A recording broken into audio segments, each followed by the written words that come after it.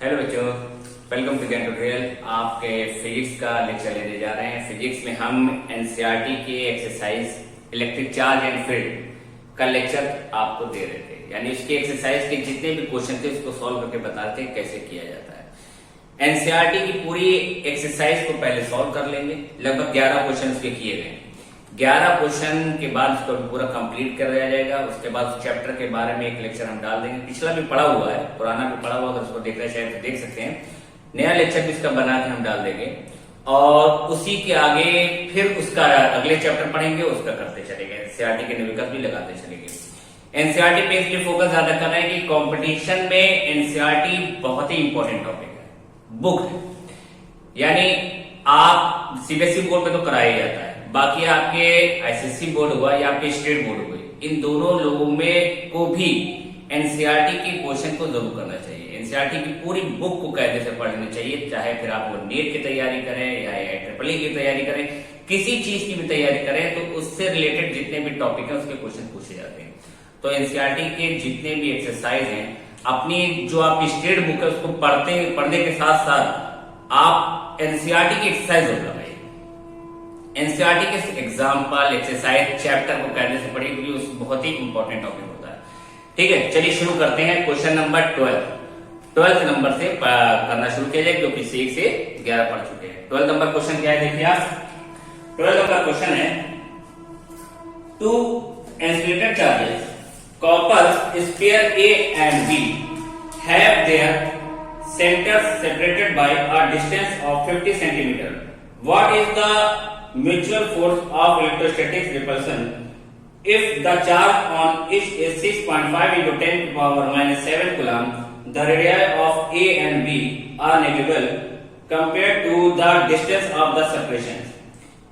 यानी यहाँ पे पहले हमें जो दे रखा है वो आपके क्या दिए गए हैं, डिस्टेंस, दो चार्ज के बीच का डिस्टेंस दिया गया है 50 सेंटीमीटर और उसके बाद दोनों चार्ज की वैल्यू दे रखी है 6.5 into 10 to the power minus 7। Repulsion कहा गया यानी कि दोनों चार्ज सेम है, यानी पॉजिटिव चार्ज या दोनों नेगेटिव, तो दोनों पॉजिटिव को मान दिया गया है। और रेडियाई कहा गया ए और बी, जो दोनों स्फीयर हैं उनके रेडियाई को बताया गया है डिस्टेंस के अकॉर्डिंग ना के बराबर है, यानी वो उसके रेडियाई जो उसकी रेडियस जो है वो 0 के बराबर है, तो उसको हम लोग नहीं लेंगे सेपरेशन। और बी पार्ट में दिया गया है, what is the force of repulsion if each sphere of charge double। अगर हम इनके चार्ज को डबल कर दें, the above amount and the distance between them is half। और इनके दूरी को आधी कर दें तब इसका फोर्स क्या होगा। सबसे पहले इस क्वेश्चन में हमें यहाँ पे दो चार्ज दिए गए हैं, दोनों चार्ज का जो स्फीयर, मान लिए हमने ये बनाया, एक चार्ज बनाया एंड एक सेकंड चार्ज बनाया और इनके ए पॉइंट है ये और ये बी पॉइंट है, ये दो स्फीयर हैं, इनकी चार्ज जिसको क्यूए लिख देते हैं, क्यूए हमें क्यूए 6.5 into 10 की पावर माइनस 7 कूलम, ये भी पॉजिटिव। क्यूबी 6.5 into 10 की पावर माइनस 5, ये भी आपका पॉजिटिव। दोनों पॉजिटिव है तो इनके बीच लगने वाला जो फोर्स होता है वो तो आप जानते हो, रिपल्सिव फोर्स होता है। लिखा भी है क्वेश्चन में, लिखा ये दोनों रिपल्सिव फोर्स है, दोनों चार्ज सेम हो गए। इनके बीच का डिस्टेंस दे रखा है 50 सेंटीमीटर, यहां से यहां तक की दूरी दे रखी है 50 सेंटीमीटर। ये 50 सेंटीमीटर के डिस्टेंस दिए गए जिसको हम मीटर में चेंज करेंगे क्योंकि हमें फोर्स जो है न्यूटन में चाहिए और न्यूटन जो होती है वो आपकी एमकेएस की होती है। एमकेएस यानी मीटर किलोग्राम सेकेंड। तो ये आपका चार्ज हो गया है, ये आपका 50 सेंटीमीटर हो गया है। अब इसका हमसे पहले फोर्स पूछा गया, ए पार्ट में इसका फोर्स पूछ लेंगे। इसका फोर्स क्या है, तो F is to 1 upon 4 pi epsilon not QA QB upon में R का स्क्वायर। इसको R मान लो, मान लिया ये R है जो कि आपका 50 सेंटीमीटर था, तो इसको चेंज कर दिया 50 into 10 की पावर माइनस 2 मीटर में। बताया था अभी न्यूटन में चाहिए तो इसको सेंटीमीटर को, जो इसकी सेंटीमीटर यूनिट है, इसको हम चेंज कर देंगे मीटर में।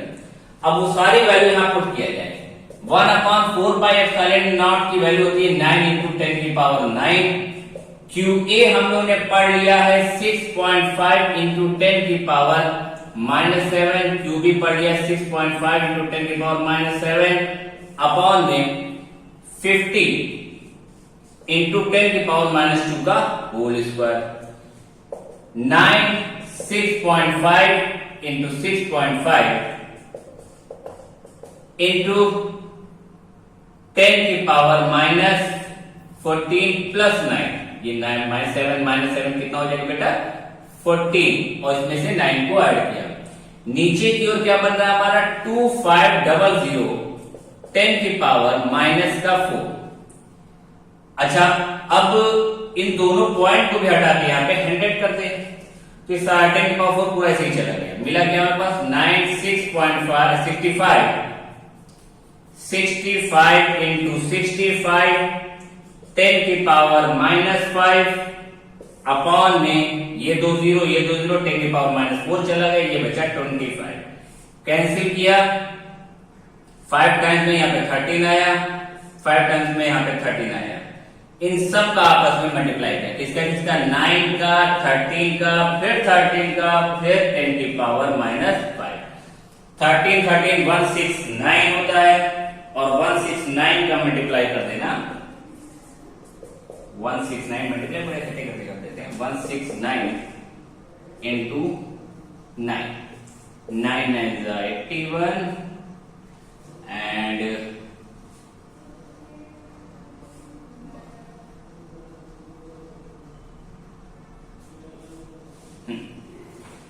9 9 81, 8 आया, 9 6 54, 54 में 8 ऐड किया तो 62, 2 आया, फिर 9 1 9, 9 में 6 को ऐड किया तो 15। ये लगभग आ गया हमारे पास कितना 1521 into 10⁻⁻5 Newton, 1.521 into 10⁻⁻3 Newton, sorry 3 कहना 2 न्यूटन। ठीक है, नोट कर लिए इसको, आप नोट करिए, देखिए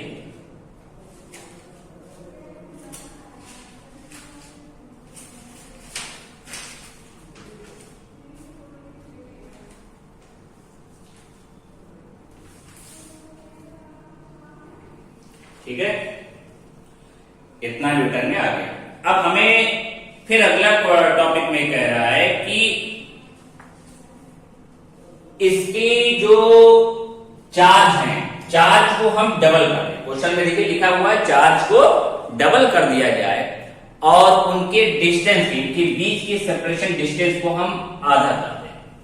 यानी यहां पे अगर हम इसी में करके देखें, सेकेंड पार्ट में बी पार्ट में लिखा है कि इसका QA डैश हो वो QA/2 हो जाए, डबल 2QA हो जाए, एंड QB डैश जो है वो 2QB हो जाए, और इनके बीच का डिस्टेंस, दूरी R डैश जो है वो R/2 हो जाए, आधी हो जाए। यानी दूरी को आधा कर दिया गया, डिस्टेंस को आधा कर दिया गया है, और बाकी दोनों चार्ज को हमने डबल कर दिया है। तब इसका जो नेट फोर्स होगा, अब बनने वाला जो फोर्स होगा वो क्या होगा, तो F dash equal to 1/4πε0 QA dash QB dash upon में R डैश का स्क्वायर।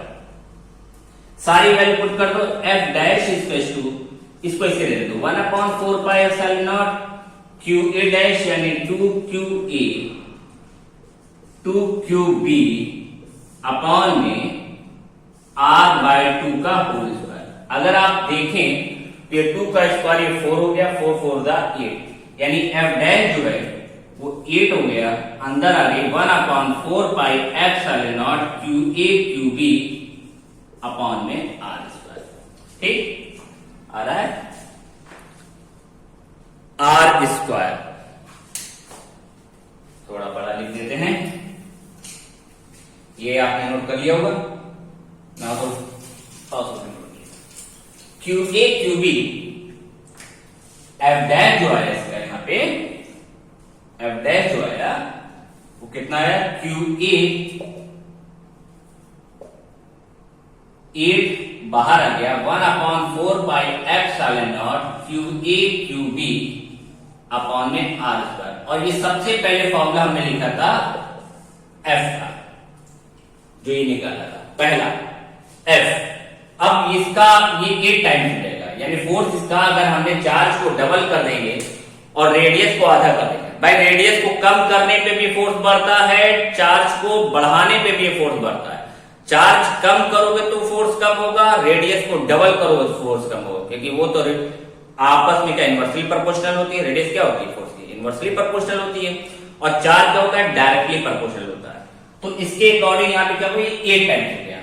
अब 8 टाइम्स हो गया तो इस F की वैल्यू हम निकाल चुके हैं। यहाँ पे क्या लिखी हुई है, 8 इंटू 1.521 इंटू 10⁻⁻², यानी 8 16 और 42 41 12, ठीक, यानी इसके 3 टाइम्स इंटू 10⁻⁻² न्यूटन, ये आंसर आ गया। ओके, नोट करिए, ये आपका पहला क्वेश्चन हो गया। ठीक है, चलिए नेक्स्ट क्वेश्चन देखा जाए। ये क्वेश्चन नंबर हम लोगों ने 12 किया था। अब क्वेश्चन नंबर 13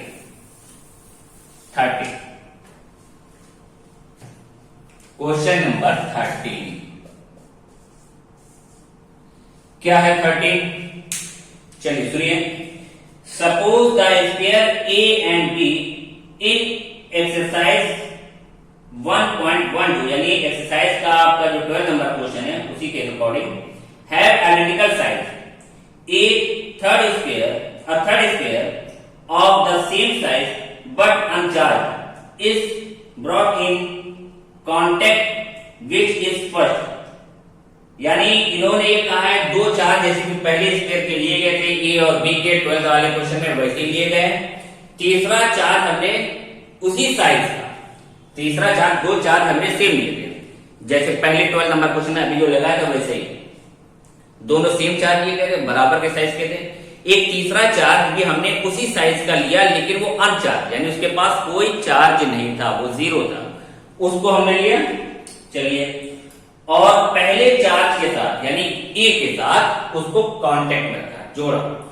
कांटेक्ट में रखने के बाद फिर आगे क्या कह रहा है,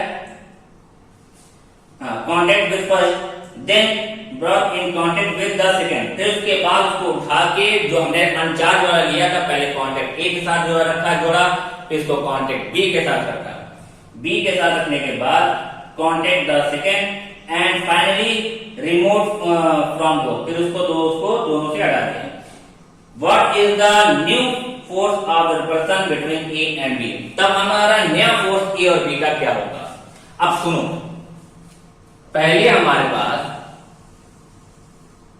ये दो चार्ज थे, सेम चार्ज थे, ये ए है तो ये QA हमारे पास Q था, QB हमारे पास भी Q था, ये दोनों सेम चार्ज थे।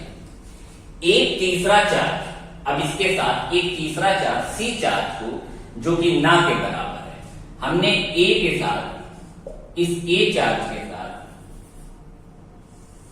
जो A है QA है जो कि Q था, इस चार्ज के साथ हमने एक C चार्ज स्क्वायर को जो कि QC है जीरो था, लाके इसके साथ कांटेक्ट में रखा, जोड़ा।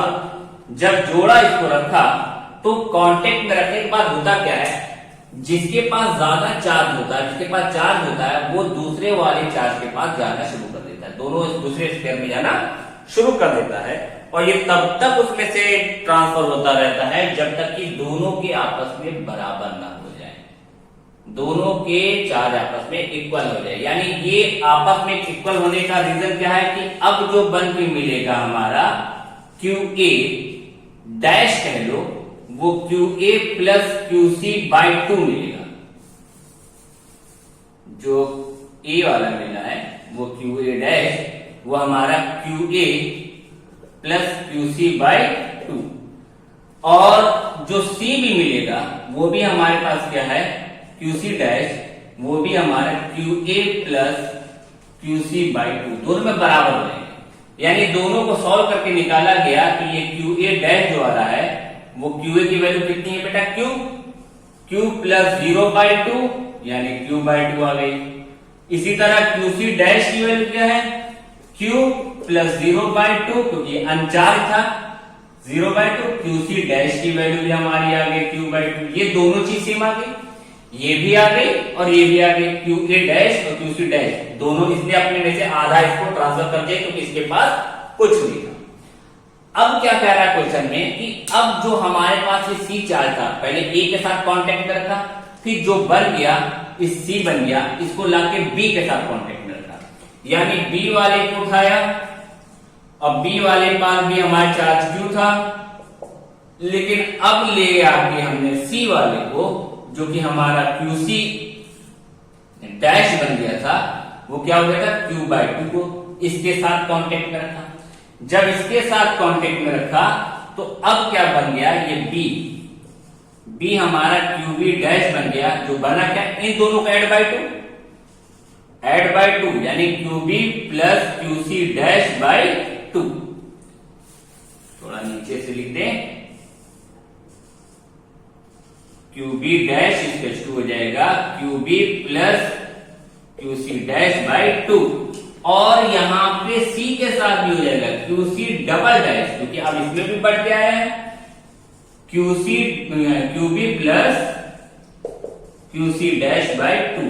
अब इन दोनों का अगर निकालो तो क्या मिला हमारे पास, क्यूबी डैश मिल के आया क्यू प्लस क्यू/2 बाई 2, यानी यहाँ पे क्यूबी डैश जो आ रहा है वो 3Q/4 और क्यूसी डबल डैश भी जो आ जाएगा वो भी तुम्हारे पास 3Q/4। ये दोनों निकल गए। ए के साथ सी को कांटेक्ट करने पे क्यूए डैश की वैल्यू आ गई, बी के साथ इसको कांटेक्ट में रखने के बाद क्यूबी डैश की वैल्यू आ गया। अब नई वैल्यू चार्ज की आ गई, फिर इसको रिमूव कर दिया, इसको हमने हटा दिया। अब ये वाली चार्ज और इस वाले चार्ज के बीच में फोर्स फाइंड करना है, इसका फोर्स, उन दोनों के बीच का फोर्स निकालना है, वैल्यू जो डिस्टेंस दिया जाएगा। तो देखिए क्या है, नोट कर लीजिए इसको।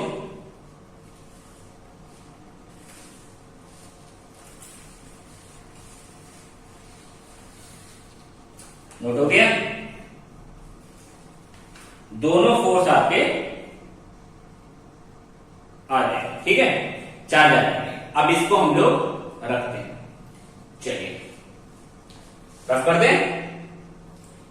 बस ये दोनों फोर्स को यहां पे लिख देते हैं।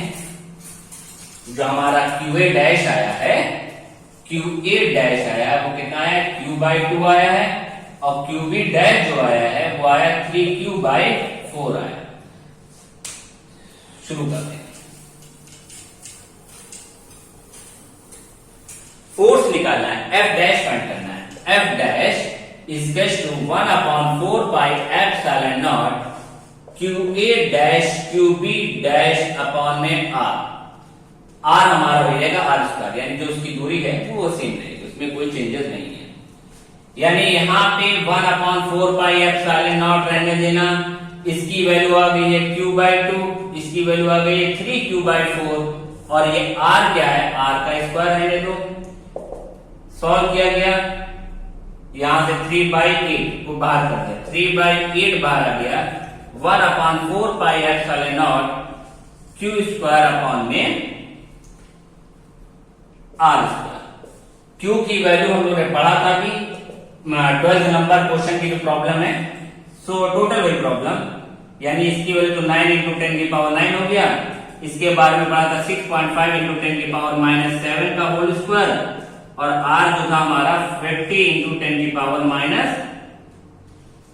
का स्क्वायर। ये सब निकाला था हम लोगों ने।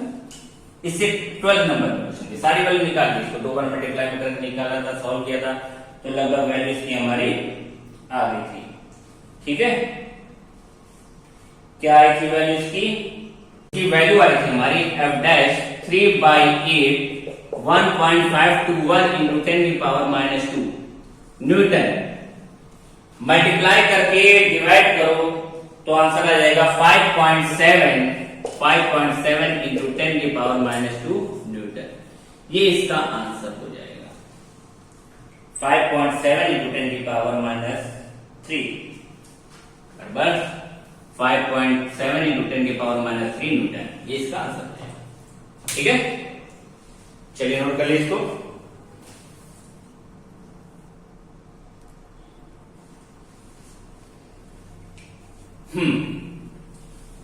अब question number 14 question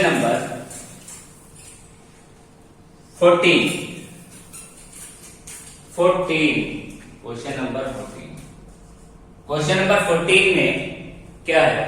figure 1.152 shows track of three charged particles in a uniform electrostatic field.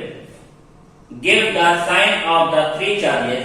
Which particle has the highest charge to mass ratio?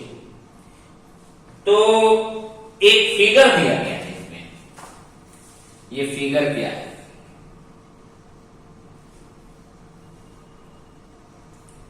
दो आपकी प्लेटें, एक पे पॉजिटिव आयन, बहुत पॉपुलर सवाल है, एक पे निगेटिव।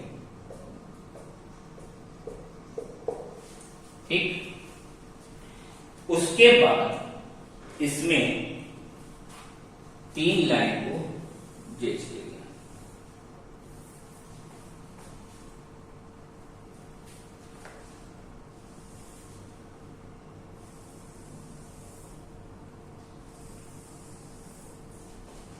ऐसे 3 लाइन गई। ठीक है, अब इनमें तीनों के नाम नंबर दे दिए गए हैं। ये पहली है, ये दूसरी है, ये तीसरी। इसमें हमसे पूछा ये गया है कि चार्ज और मास का रेशियो में बताइए कि किसके अकॉर्डिंग चलेगी, इसके हाइट के अकॉर्डिंग। दूसरा जो है डायरेक्शन, कौन किस डायरेक्शन में कौन सी चीज जा रही है। सबसे पहले प्लेट में जब ये अंदर चल रहे हैं तो हमें ये तो समझ में आ गया। तो इन तीनों लाइनों से क्या पता चला कि ये दोनों लाइन जो है आपकी वो पॉजिटिव की ओर जा रही है। जब ये पॉजिटिव की ओर जा रही है तो यानी ये इलेक्ट्रॉन होंगे। जो ये इलेक्ट्रॉन है तभी इस पॉजिटिव की ओर अट्रैक्ट कर रहे हैं, और ये निगेटिव की ओर आ रहा है तो यानी ये पॉजिटिव होगा। जब ये पॉजिटिव होगा तभी इसकी ओर आ रहा होगा, तो ये पॉजिटिव चार्ज है, बाकी ये दोनों निगेटिव है। First and second negative charge है, थर्ड इसका पॉजिटिव चार्ज है। ठीक, अब फॉर्मूला पढ़ा हम लोग ने F = QE, F = QE, और एक्सीलरेशन के लिए F = MA = QE हो गया। यानी अगर A निकालें तो कहेंगे Q/ME हो गया। ये हमारा एक्सीलरेशन आ गया, एक्सीलरेशन हो गया। अब सबकी हाइट की बात की जा रही है कि हाइट के अकॉर्डिंग क्या बात चल रही है।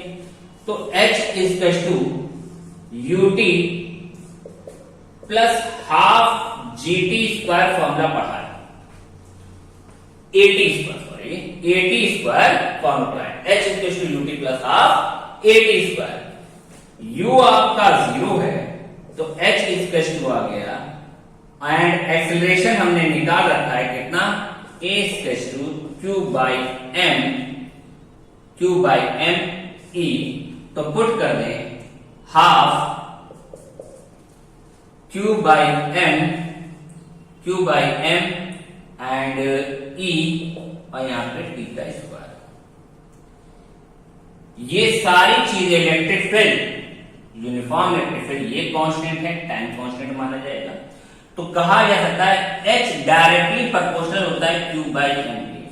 यानी जितना ज्यादा हाइट बड़ी होगी, हाइट जितनी ज्यादा होगी, Q/M की भी वैल्यू उतनी ही ज्यादा होगी। डिपेंड करता है हाइट के अकॉर्डिंग। हाइट जितना ज्यादा होगी, इनके बीच में जितना गैप बढ़ता जाएगा, हाइट जितनी बढ़ती जाएगी उतना ज्यादा इसका Q/M की वैल्यू बढ़ती जाएगी। ये आपका इसका आंसर था। ठीक है, चलिए नोट कर लीजिए।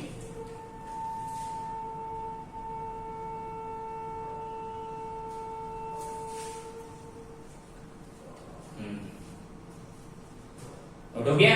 एक्सीलरेशन बस निकालना है, एक्सेलरेशन निकाल के आपको हाइट वाले फॉर्मूला जो फॉर्मूला लगा देना है h/ut plus half radius curve वाला, और u इसका इनिशियल वेलोसिटी 0 मानी जाती है, 0 रखा गया। एक्सेलरेशन हमारा q बाई m की है जो कि निकाल रखा है ऊपर, उसको पुट कर दिया। इंटेंसिटी ऑफ इलेक्ट्रिक फील्ड हुआ, टाइम हुआ, ये सब कांस्टेंट में माना जाता है। आप तो कांस्टेंट है तो h directly proportional q by m हो गया। यानी इसका रेशियो जो है डिपेंडेंट होता है हाइट पे, जितनी ज्यादा हाइट होगी उतना इसका रेशियो होगा। यानी मास को बढ़ाने पे हाइट कम होगी, चार्ज को बढ़ाने पे हाइट बढ़ेगी, q बाई m की वैल्यू बढ़ने पे हाइट बढ़ेगी। ओके, चलिए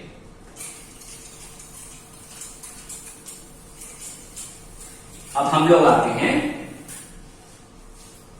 क्वेश्चन नंबर 15। गॉस थ्योरम से के क्वेश्चन आ गए हैं, बारे में भी आपको चैप्टर पढ़ाएंगे। क्वेश्चन आप देखिए फिलहाल, vector E equals to 3 into 10 की पावर 3 I कैप न्यूटन पर coulomb. What is the flux of this field through a square of 10 centimetre on a side whose plane are parallel to the YZ plane। Second है, what is the flux through the same square if the normal to the plane of make 60 degree angle with the X axis. सबसे पहले YZ plane कहा जाएगा।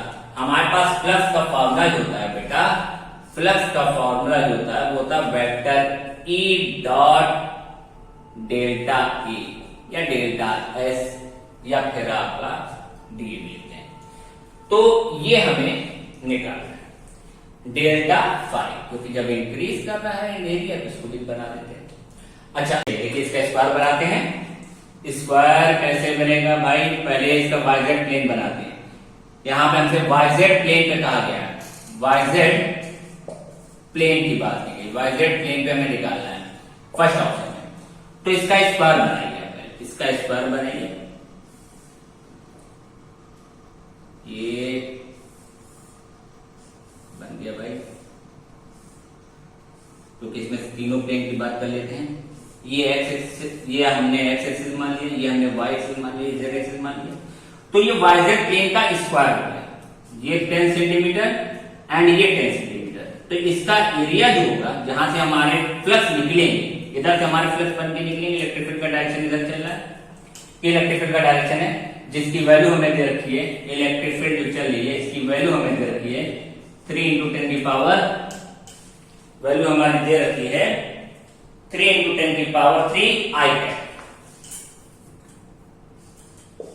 3 into 10 की power 3 I cap, ठीक है, Newton पर coulomb.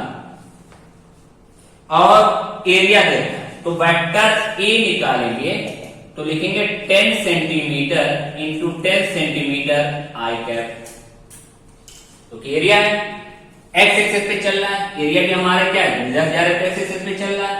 तो उस समय अब यहाँ पे हो गया 100 आई कैप सेंटीमीटर स्क्वायर, यानी 100 सेंटीमीटर स्क्वायर को चेंज करते हैं 100 इंटू 10 की पावर -4 आई कैप मीटर स्क्वायर, यानी यूनिट आ गई 10 की पावर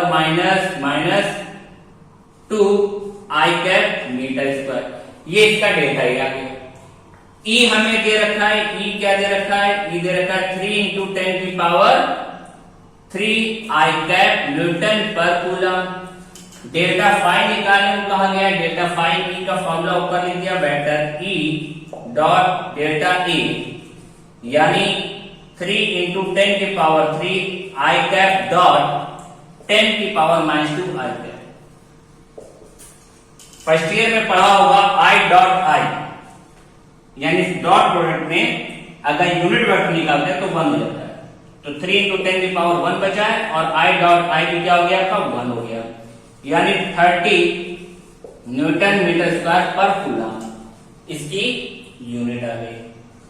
ठीक है, ये पहला हो गया। सेकंड में इसमें कह रहा है कि 60 डिग्री से, यानी वैल्यू सेम है, बाकी 60 डिग्री से इसको इसका इलेक्ट्रिक फील्ड जा रही है, यानी ये सेम चल रहा है, यहां से 60 डिग्री बन गया, दोनों के बीच का गैप ये 60 डिग्री, यहां पे हमारा 60 डिग्री अगर बन गया इलेक्ट्रिक फील्ड और डेल्टा ए में, तब उसकी कंडीशन क्या होगी। अब इनके बीच में अगर 60 डिग्री का फ्रेम बन रहा है तो कंडीशन सेम रहेगी, बस यहां फॉर्मूला भी लगेगा। इसको रफ कर दें, वायलेट प्लेन हटा दिया और उसको देखिएगा पीछे, delta phi equal to vector E dot delta A, यानी E D delta A cos theta formula पढ़ा है। A dot B cos theta होता है, A B cos theta, A dot B जो होता है वो A B cos theta. E क्या है आपका 3 × 10⁻³ मैग्नीट्यूड लेंगे खाली, अब आई कैप जे कैप नहीं लेंगे क्योंकि हमें यहाँ पे मैग्नीट्यूड लेना है। डेल्टा ए क्या निकला था हमारा 10⁻² मीटर स्क्वायर में। थीटा की वैल्यू दे रखी है 60 डिग्री, कॉस 60 यानी 30 × 1/2, यह आ गया 50 न्यूटन मीटर स्क्वायर पर कूलम। तब इसका एंगल कितना हो जाएगा। ठीक, ये आपके 15 नंबर क्वेश्चन हो गए। अब आपको क्वेश्चन नंबर हम 16 यानी 16, 17 करने को देते हैं, ट्राई कीजिए। नेक्स्ट लेक्चर में इसकी हम हिंट दे देंगे, थोड़ा सा बता देंगे। सेम प्रोसीजर है, कुछ है नहीं, वही फॉर्मूला लगना है। Delta phi equal to E dot A delta A वाला इसी फॉर्मूला चलना है। उसके बाद वाले में गॉस थ्योरम का जो मेन फॉर्मूला है delta phi equal to Q upon epsilon not, ये आपको देखना है। इन दोनों फॉर्मूले को हमें देखना है, ठीक है। 16 एंड 17 की बात कर रहे हैं। 16 की हिंट में अगर हमने बताया तो टोटल प्रोसीजर यही है। आप खुद से इसको ट्राई करें, ना कर पाए तो कमेंट पूछिए, बताया देंगे। सेम प्रोसीजर है, कोई चेंज नहीं है। पहला टुक आ गया, बस पहला टुक में ध्यान रखना है 0 डिग्री। एंड अगला क्वेश्चन है 17 नंबर में भी है, वो हमें फाई दे रखा, प्लस दे रखा है और चार्ज पूछा गया, बस कुछ नहीं, पूरा क्वेश्चन वैसे ही है। और इस फॉर्मूले में लगा दोगे तो आ जाएगा phi is equal to Q upon epsilon not. क्या बन जा रहा है, क्यू निकालना है, Q is equal to phi E into epsilon not. इसकी वैल्यू दी गई है 8 × 10⁻³ न्यूटन मीटर स्क्वायर पर कूलम, और इसकी वैल्यू होती है 8.85 × 10⁻12। बाकी आप यूनिट तो जानते हैं, एप्सिलॉन नॉट की क्या होती है, बाई 1/4 पाई एप्सिलॉन नॉट से निकल जाता है, ऊपर जाएगा, बस नीचे आ जाएगा आपकी वैल्यू, यानी कूलम स्क्वायर पर न्यूटन मीटर स्क्वायर, तो कूलम ही आ जाएगी। ठीक, सॉल्व करें तो कूलम आएगा, सॉल्व करके इसकी वैल्यू जो है लिख देना, ये इसका आंसर हो जाएगा। आप इसको ट्राई कीजिएगा, फिर अगले टर्म में हम 18 से इसके क्वेश्चन बताएंगे कि कैसे क्या हो गई है। 17 तक आप कोशिश कर लीजिए, 15 या 16 सेम वैसे ही है। इसका क्वेश्चन अभी हम डिस्क्रिप्शन में डाल देंगे, यहाँ पे भी लिखा है, आप देखिएगा। Okay, thank you.